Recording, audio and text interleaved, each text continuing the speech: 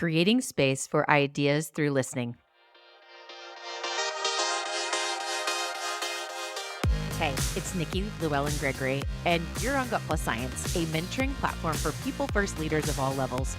Here, we talk to exceptional leaders who prioritize culture, get fired up about employee engagement, and are excited to share ideas and tools for bettering employee experience to help others. Thank you for joining us to invest in being a better leader. Now, let's get to it. Gut Plus Science listeners, today's episode will inspire you to sharpen your listening skills. For me, it's a reminder that listening is one of the most powerful skills we can focus on as a leader, and it's a conscious daily effort.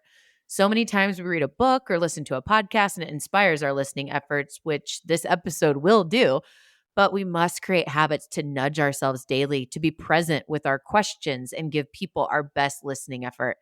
Will Reed, founder of Sideways 6, is here to share on this topic as it is a deeply rooted, passionate message.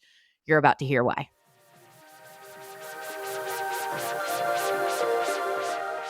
Today, Will and I are going to dig into how we create space for ideas through listening. I'm pumped for this conversation. Listening comes up as a topic in so many of our episodes. That's like a lesson learned from leaders. And Will, I'm pumped to dig into this. Welcome.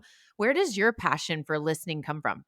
Thanks so much. It's my favorite topic, so I'm glad you're as excited as I am.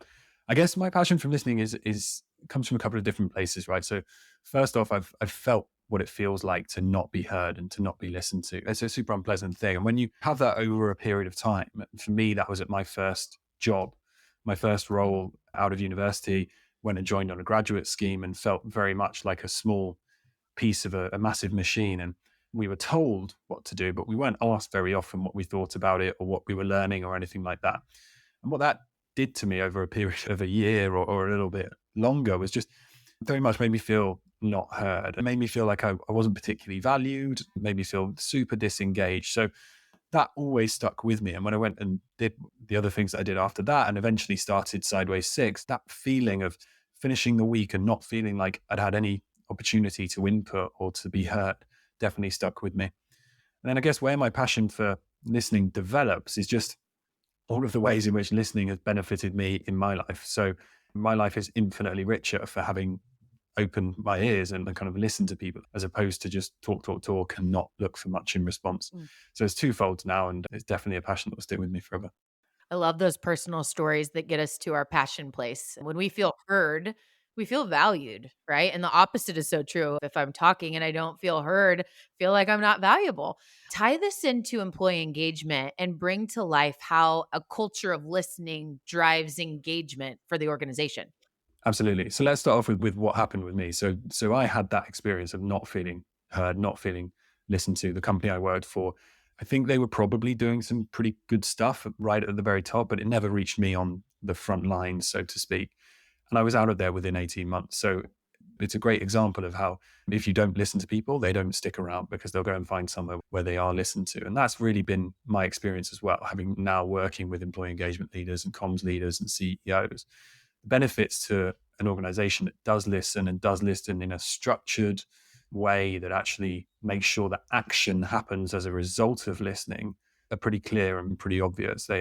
These organizations tend to be ones where people are engaged in the mission, people are engaged in the short-term plans because they've been consulted in building them. And they tend to be organizations that are actually benefiting from the information that they find out by listening. So it's not the case that this is a like structured listening and then we do employee ideas. It's not the case that that is a thing to pacify people, or it's not the case that that's something just to kind of say you're listening and then not do anything with the information that you find out. That information's gold. That information's so valuable. It helps you to improve how you're dealing with customers. It helps you to improve how you're actually dealing with employees. And so there's the second benefit is actually just doing something with that insight and becoming a better company. So creating a space for ideas through listening propels innovation, right? Share common situations where you've seen leaders, they're really the blocker to innovation because of their lack of listening ability or skill. So we use this innovation term quite broadly. It's not the case that innovation just has to be some huge breakthrough that's going to completely change the face of the company. There's incremental innovation. There's continuous improvement that fits into innovation. We've seen ideas turn towards sustainability, towards efficiency improvements. Any of this can be under this kind of banner of innovation. But you're right to identify that leaders are so key in actually making this work, or the opposite in condemning this. You can have the very best intentions right at the top, and you can have people at the foot of the pyramid who want to be heard and want to contribute. But unless you've got the middle doing the right things, you're not going to actually have this running really effectively. The way that leaders act will have a massive impact on the success of these types of ideas, programs, and of these listening efforts. And some of the things that leaders can do to make them more successful, and some of the things that leaders can do to get in the way. Some of it's fairly obvious and some of it's slightly counterintuitive. So I guess first, this all starts at home, right? So with a leader relationship, and maybe potentially if we take like a manager relationship or director relationship, they can create tiny bits of space, tiny pockets of space to give people the opportunity to put forward ideas in everyday situations. So at the end of that meeting, instead of going, right, I've heard all of your feedback or I've heard all of your insight, I'll go away and do something. You could actually turn that into, what do we all think we should do next? Or what are your ideas on what we should do next? And then that goes all the way through right to the very top, where leaders can make sure that they have structured ways so that anytime there is some kind of big initiative, some kind of big change, they're also running some kind of ideas listening effort in conjunction with that. So I'll give you an example. Does it feel better to you as an employee to be told the world has changed and we need to be more efficient as a company? Stand by for instructions on how we're going to be more efficient. And by the way, your kind of job's at risk. Or does it feel better to be told the world has changed and we need to be more efficient? We're all in this together. How will we become more efficient? You are on the shop floor. You have the insight into where the efficiencies may lay. I would choose the latter every time. And that's the types of leadership behavior that we see that kind of drives this culture and the benefits that I've been talking about. Totally. And I like to recenter, we've said this a lot on the show, intention isn't enough. And listening is a conscious habit or conscious choice every day. We don't ever arrive. Like we've done it, it's a constant work in progress to be intentional and conscious every day.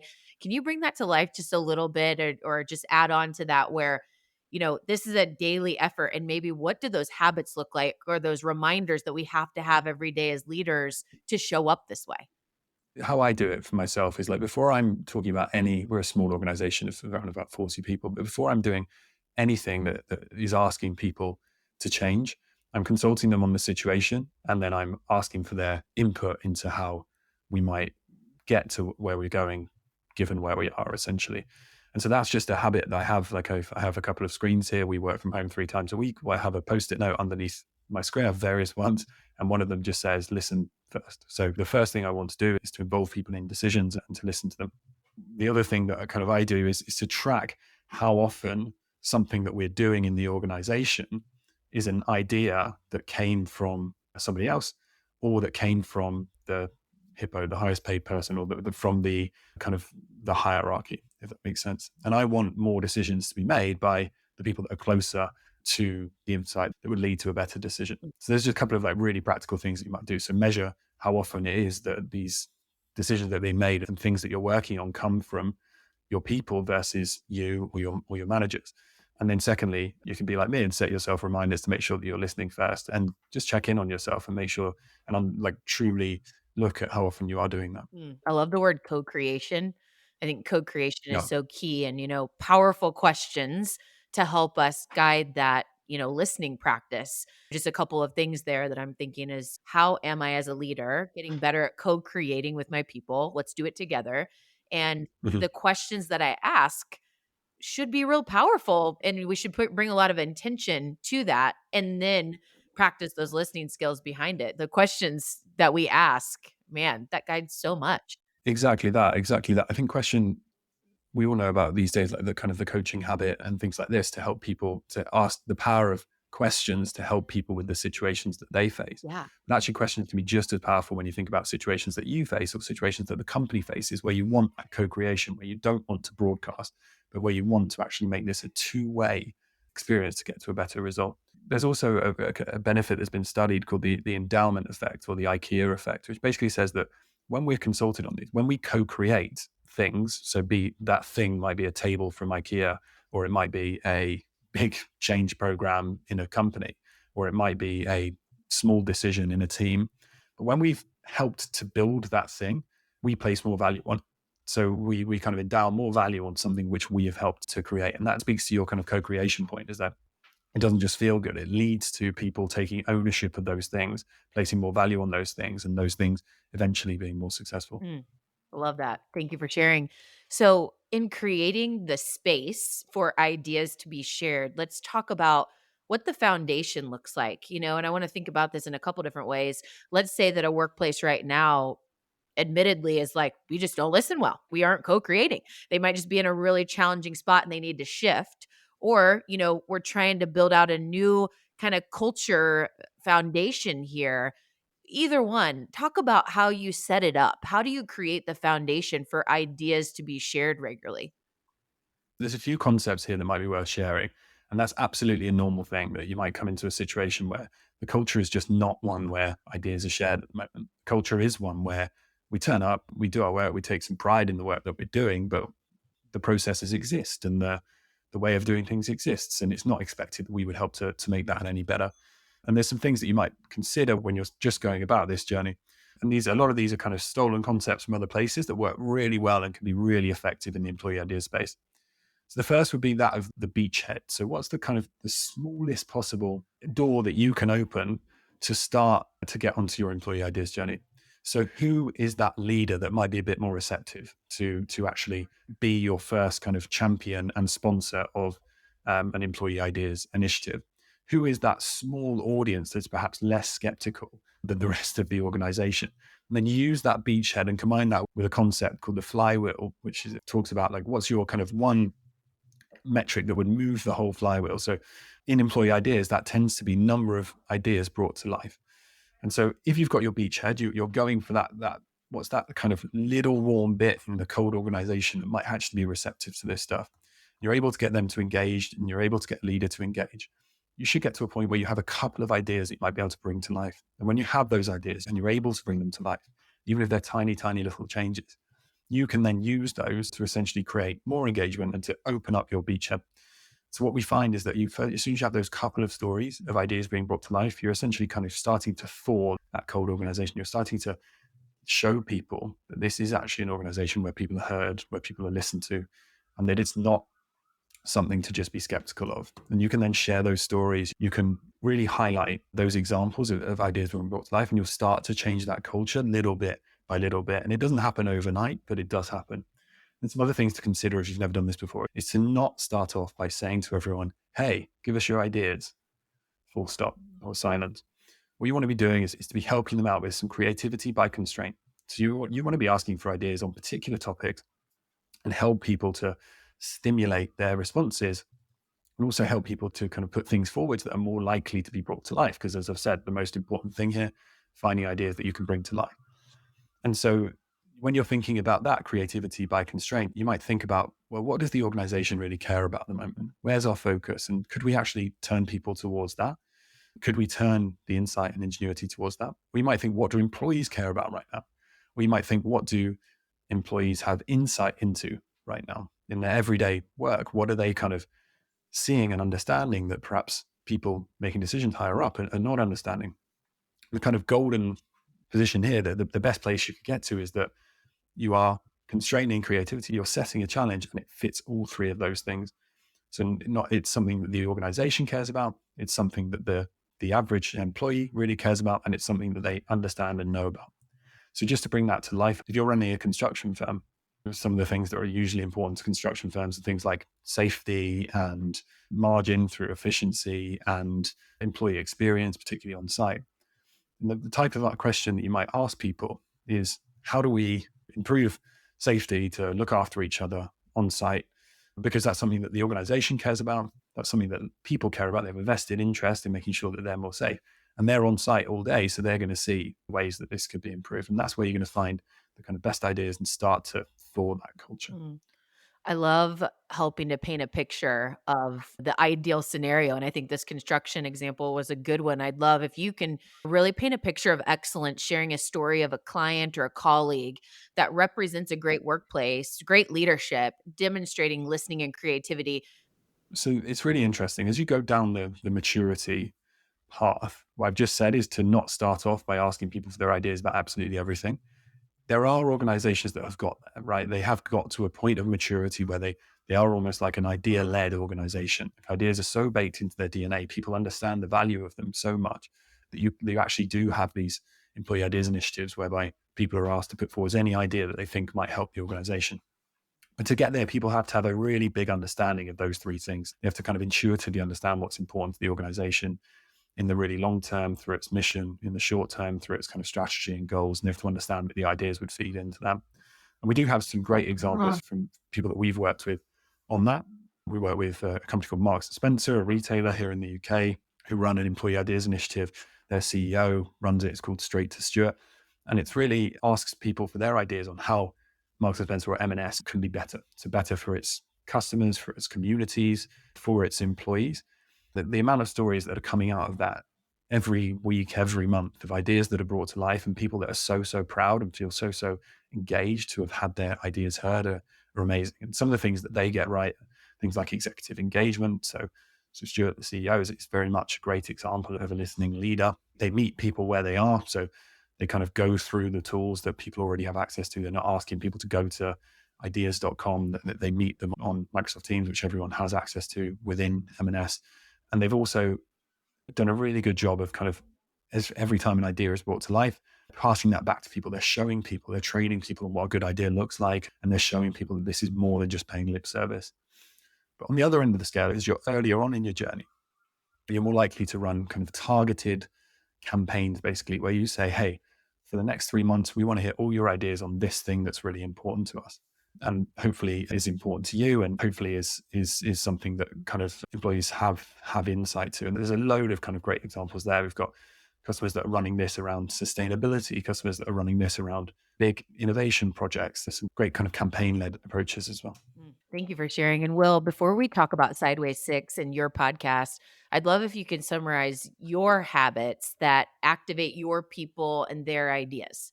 Yeah, so I think it's really important to us, and so we obviously, what's the word? You drink your own champagne, eat your own dog food, whichever one you like. So we always have like employee ideas programs running ourselves, and whenever there's something major, for example, we got a new office a couple of years back, and instead of saying, "Hey everyone, here's the new office, enjoy," I said, "Hey everyone, here's the plan for the new office. Let's make it our own." Like, a great office to us is one that we really enjoy being in. It's one that we enjoy hosting people in. It's one that allows us to be better than if we didn't have an office. What are your ideas on how to do that? So we're always doing that ourselves. And then I guess on a more day-to-day basis, it's all around kind of creating that space and making sure that managers understand the importance of kind of being quiet a little bit towards the end of a meeting, or bringing people into to a meeting, or if there's any major change, making sure we get people together and consult them on their insight. And there's some of the habits that we have as an organization. Love that. So tell us about Sideways Six, how it came to be and what you all do. Yeah, so as you can tell, I'm a bit of a kind of ideas geek as I talk about it, and really obsessed with this concept that employee ideas are great for business. And that led me to 9 years ago, actually, now starting Sideways Six. And what Sideways Six, our purpose is to help bring good ideas to life every day, everywhere, and from everyone. So we're all around employee ideas and how great organizations can use employee ideas to achieve three things. And those three things are to engage employees in whatever's important to them and create shared ownership of those things. I mentioned with the IKEA effect. It's around increasing employee engagement and kind of making sure that employees feel heard and listened to, which is my own experience. And it's about bringing ideas to life for the benefit of those organizations. And those ideas can be really big. So we have ideas that have saved companies millions and millions of dollars, or ideas for products that are now on the shelf at retailers that are bringing in millions and millions of dollars. Or they can be small but important culturally. So for example, I've got in front of me, it's called the Speedbird IPA, which is a beer which was brewed in collaboration between British Airways and a brewery called Brewdog. And British Airways are a customer of ours, and they wanted to celebrate their anniversary. So they wanted to say, how can we really celebrate being the best of British? And they put that out to employees. And someone said, well, we should collaborate with these rising new British brands. We're the kind of giant established heritage brand, and we should collaborate with these new brands. And someone suggested doing a beer, and then hundreds of thousands of these have now been drunk over the Atlantic. And so the ideas don't always have to be kind of cold hard ROI, but that's a great example of how we engage people into the things that matter to an organization. We do that basically. We have some software that sits within the tools that people already know and love, and then we have all of our experience, which we deliver to our customers as well. And you have a podcast, The Listening Leader, right? Yeah, absolutely. So Listening Leaders podcast is where I sit down with people who are heading up really big organizations. So typically a few thousand employees plus. And I kind of ask them around, and these are people that we've identified care about listening, right? There are lots of people running these types of organizations who don't care about listening, but these are people that we've identified really care about listening. They do it in structured ways and unstructured ways. And listening has had some benefit to them in their journey to the ascent that they've got to. And so I sit down with these people, and they might be leading retailers, construction firms, they might be leading engineering companies, they might be leading charities. And we really talk through like, what are their principles for leadership and how have they executed listening at scale? Because I'm fascinated by it, because I've made it a tenet of what I do at a very small scale. But how do you do it when you've got 10,000 people? How do you do it when you've got 30, 40, 50,000 people? And I think some of the things that you learn when you sit down with these people is that actually the micro is just as important as the macro. And every time that they're interacting, say you're a CEO of a retailer, it's all very good putting out the types of things that we support, but also every time you're in a store and meeting with people, you need to be asking the question. You need to be listening in these kind of micro moments. Some great stories you hear around joining these types of organizations as CEO and doing these listening tours. And you can always tell the difference when the kind of listening tour for a CEO is something that's very much stage managed, put on by the head of internal comms, and in these kind of neat 1 hour sessions once a month or once a quarter, which is sometimes what happens. Versus some of the people that I've been privileged to speak to, where the kind of listening tour never ends, and they'll just stop off. There's someone I've spoken to who was a CEO at a fast food chain, and they'll stop off on their way home and just chat. And sometimes they don't know that they're the CEO doing it, but it just becomes these kind of micro moments that are absolutely embedded in how they lead. Listening is one of the most powerful leadership skills that is so often overlooked. Thank you so much for the reminder and the inspiration today. Because I mean, I really think great listeners make a huge difference in our world. So, and they move people forward, which is what we're all about. We're going to take a quick break and we're going to come back to learn a little bit more about Will Reed on the personal side. We'll be right back.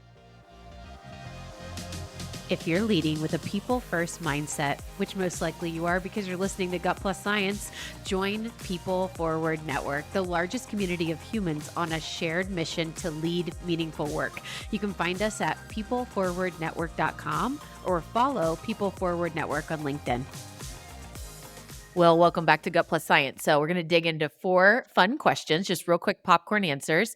First question for you. Have an ever-growing 5+ year list of recommended reading. So if you could pick one book, your favorite book of all time or a favorite recent read for a leadership audience, what would you pick? I'm going to cheat slightly and give you the one that came straight to mind was Good to Great. It's been by Jim Collins. I'm sure it's on your list already, but I will add to however many people have recommended it, because it's such a phenomenal book for leading an organization, and it's so clear. The insights are so applicable in the short and medium term. I felt like as I was reading that book, and I've read it a few times, every time I put it down, there's something that goes in the notebook to kind of pick up on how we could refine our hedgehog concept, or how we could improve things. The second one is a book called, which is my favorite book of all time, which is a book called What We Talk About When We Talk About Love. It's a short story, collection of short stories, fiction. And how that makes me a better leader is it just gives you that little bit of kind of creativity. It just gives you that little bit of wonder. All of this kind of work and business stuff can be, I think sometimes it can push you into a box, and unless you choose to. And this books like that tend to give me a little bit more space. So someone gave me a reminder a little while ago to not only read all these business books and to push out a little bit. And that's my recommendation on that front. Love that. And Will, what do you wish you spent more time doing 5 years ago? Apart from stretching, because I feel overly immobile for my years. I guess the thing for me would be intentionality. So spending more time thinking about where I want to go and how I'm going to get there. And I don't mean that just in a kind of goals perspective, but who do I want to spend more time with? Do I want to be spending more time solo and with one or two people, or in large groups? I think that's a practice that I've cultivated over the last year or so, and it's been really impactful for me in terms of just feelings of general well-being. And so, yeah, being more intentional would be my answer to Stretching and intentionality, totally game changers, both of them. Oh my that. gosh, that's great. What always makes you smile?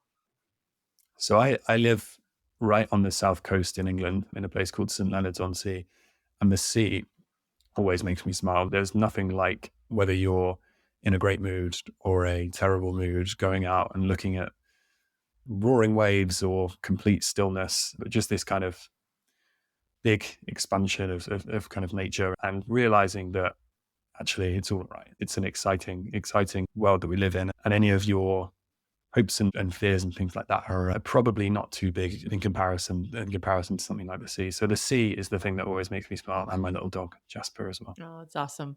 And Will, what's the best way for us to stay in touch after the show? So LinkedIn, Twitter. So I'm Will Reed on LinkedIn and at Will Reed on Twitter. All right, here's your truth you can act on from the episode today with Will Reed on creating space for ideas through listening. Number one, remember, innovation isn't always a huge breakthrough. Innovation can be simple shifts that drive efficiencies. We are every day innovating when we listen well, from sharpening to new creation. Number two, intentions to listen aren't enough. We must practice listening skills and be conscious daily. It's a never ending journey. Determine your reminders to recenter in your listening efforts every day. Number three, co creation is key. Ask questions and listen first, and co create ideas and solutions. It does drive engagement. Number four, we can't just ask, hey, what are your ideas? People have to understand the vision and be asked for their ideas to support that clear vision or goal or need.